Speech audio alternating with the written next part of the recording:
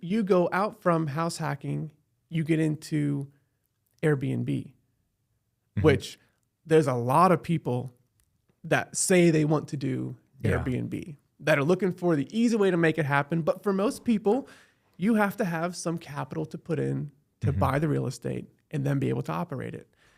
There were some models that pre-pandemic people were doing where they were not borrowing money, but they were renting homes and then subleasing them out for Airbnb. Yeah. I don't know if that happens so much anymore, but you purchased your homes on Airbnb. Yeah.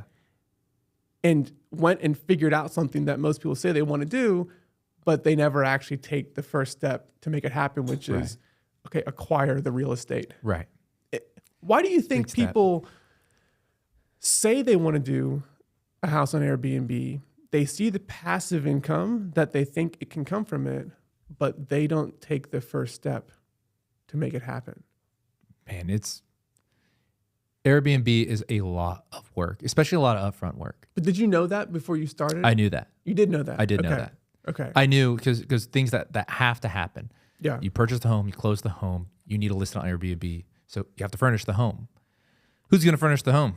Yeah. You have a 2,000 square foot home. Who's furnishing it? You are. You're going to hire someone to furnish it? I mean, you can if you're trying to scale this quickly, but my goal was a home a year. So, who's furnishing it? Me and my wife, Yeah. So we're still working our W-2. We're taking Teams calls and Zoom calls from Amazon boxes in front of a window, trying to give it our best look, make sure that, hey, Steven's working. That's right. But I mean, literally built everything in the home, did it in a week. Yeah. Built an entire home in a week, but it was a lot of work. Yeah. I'll test your marriage. Let me tell you. Oh, you yeah. know? Building IKEA furniture is every marriage you go through. Test your own mental sanity to go along with that too. But I think it's that stressful risk and that hard work up front. It's a great idea, man. Oh, I have 20 Airbnbs and once again, people with this TikTok culture and Instagram culture, everyone sees the result and not always the actual pain and effort and risk that goes into it. Yeah, there's a lot more. Now, when you bought your first house, you had this feeling where you knew you were taking a risk. Mm-hmm. Now you've exited that hundreds of thousands of dollars later that you have to reinvest other places.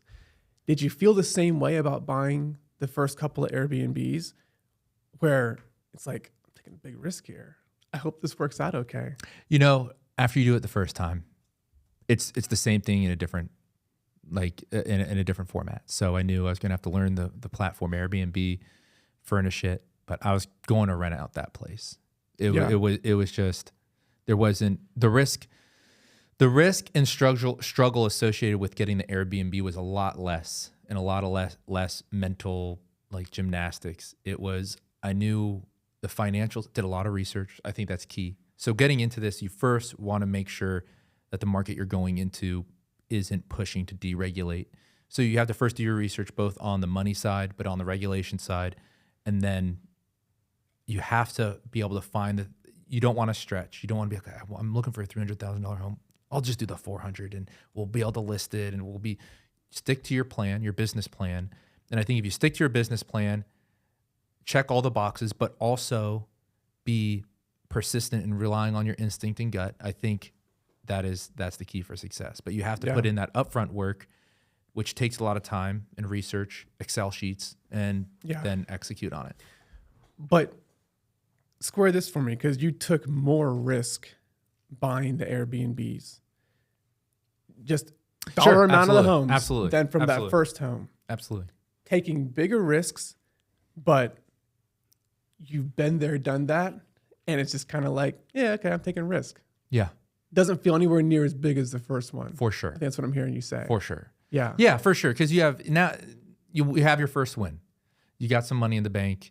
You got you got a long leash, so to speak, for yourself. Yeah. You can make mistakes here and there. Ideally, you don't. And these have been going great, but you have a little bit more backing, which that is the financial freedom. It's going back to the financial freedom portion, where the only way you can create that is by not putting yourself in debt in all these different cars, student loans, all these different aspects. It's bad debt. It's some people might say student loan, oh, that's good debt. No.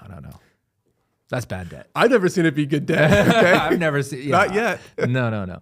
That's bad. I'm still paying it off 25 years later, Yeah, but that was some man. good Isn't that debt crazy? to get. You That is know, crazy. it's great marketing that they've sold us on. The student debt is good debt. I mean, it's incredible. Buying a house, good debt. Student loans, good debt. Buying the house, I agree with that. Depending on how you use it. Student loans, hell no. Oh wait, how about a 7-year car loan? It's good debt. Goodness. Gotta have a car to get around. goodness. You know, the way this car is gonna make you feel when you're in it. Yeah. Okay, let's break that down and move on. The confidence that you had to make this second investment because you had been there, done that one time, had a win. It's a bigger bite to take off now, but I feel like you already knew the things you needed to do and had the confidence that, hey, I kind of know what I'm doing here. Yeah. Like, this is going to be fine. For sure. I can take more risk now to make this happen. And that's worked out very well for you because now you have these Airbnbs that are, have you ever paid a mortgage payment on an Airbnb that wasn't covered by the collective rent incomes? No, it's seasonality, but you know, you have enough in the bank and you're cash flowing enough where your LLCs, you have it broken down where it's very clear to, in a glance, visualize the health of your business. And that's how I have it set up. So just to be clear, you have owned multiple homes in the last decade and you've never made a mortgage payment with your own money. Never made a mortgage payment. No, a rent payment where I lived, but investments always were mortgages. Which is crazy to think about. Yeah. Like someone else has paid every mortgage payment for you. Yeah. And if 50% of that mortgage payment is going into your pocket, the rest of it going to interest. That's right. Like every single month, there's people putting money into your pocket for you. And if you're complaining about inflation, get a home. If you have $1 million worth of assets and inflation goes up 5%, 50 grand in your pocket. Yeah. Essentially, you know, I mean, it's a hedge against inflation.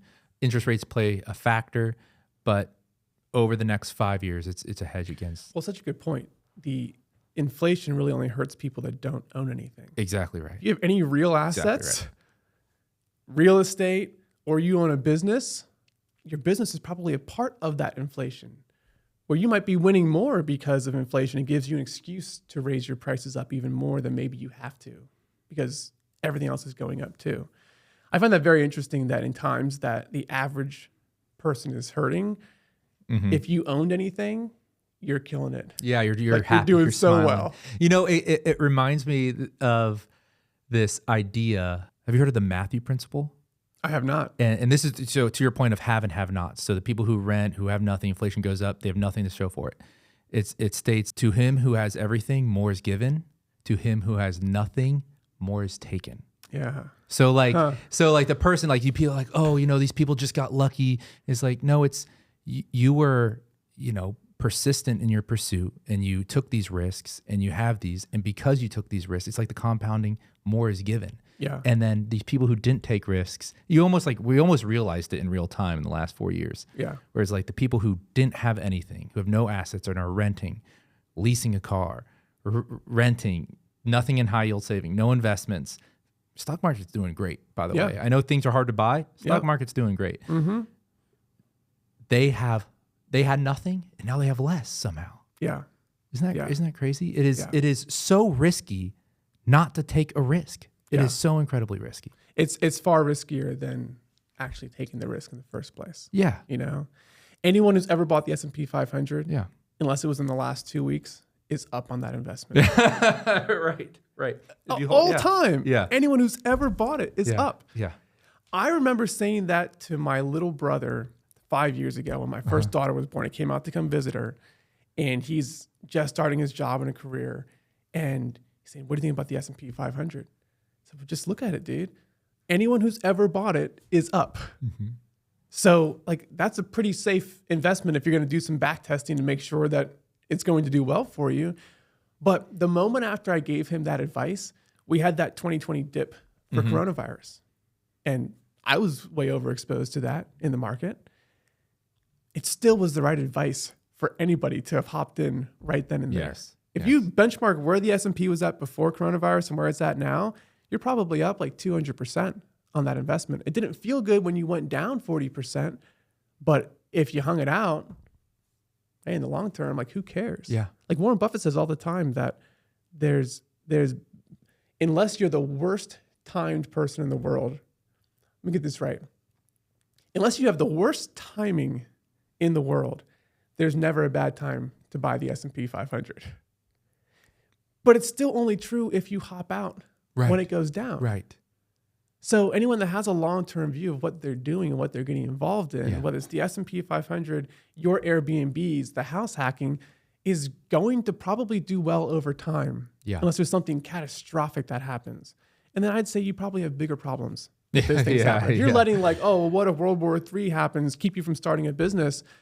Like, I feel like you have bigger problems if World War III comes off. Like, there might be bombs dropping on your apartment building if World War III happens. Exactly. Maybe start the business anyway, and let's just see what happens.